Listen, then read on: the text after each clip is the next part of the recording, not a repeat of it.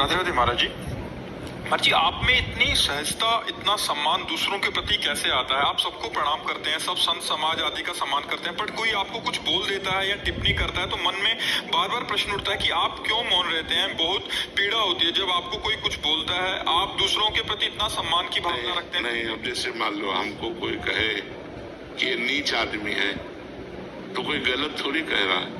हम भी अपने अंदर से अपने को नीच मानते हैं। अगर भगवान की कृपा ना हो तो हम किस काम के रह गए? किसी काम के नहीं रह गए। तो हम तो नीच है पर बहुत ऊंचे से जुड़े हुए हैं, भगवान से जुड़े हुए हैं। तो जो दूसरों का मंगल हो रहा है, जो दूसरों को सुख मिल रहा है, वो भगवान से मिल रहा है, हमसे नहीं मिल रहा है। तो हम तो पहले कहते हैं हम नीच है, अधम है। अगर आपका मंगल हो रहा तो भगवान से हो रहा, मेरे से नहीं हो रहा।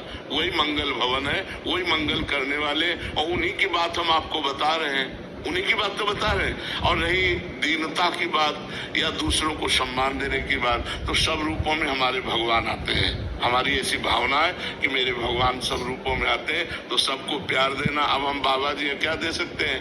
हमारे पोषण के लिए तो आप लोग देते हैं। अब हमारे पास बचा क्या? यही बचा, सबको प्यार देना, सबको सम्मान देना, सबको दुलार देना। इसके बाद अब जैसी जिसकी दृष्टि है वैसा उसे प्रेमानंद दिखाई देगा? नहीं दिखाई देगा।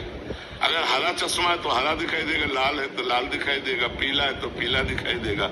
लेकिन भगवान के हैं ये बात पक्की है, बहुत बड़े भगवान हैं और उनकी शरण में तो उसी का आपको लाभ प्राप्त होता है। तो ये बच्चा जिसका जैसा भाव है वैसा जाकी रही भावना जैसी, प्रभु मूरत देखी तिन तैसी। जैसी हमारी भावना होती है वैसा हमको दिखाई देता है।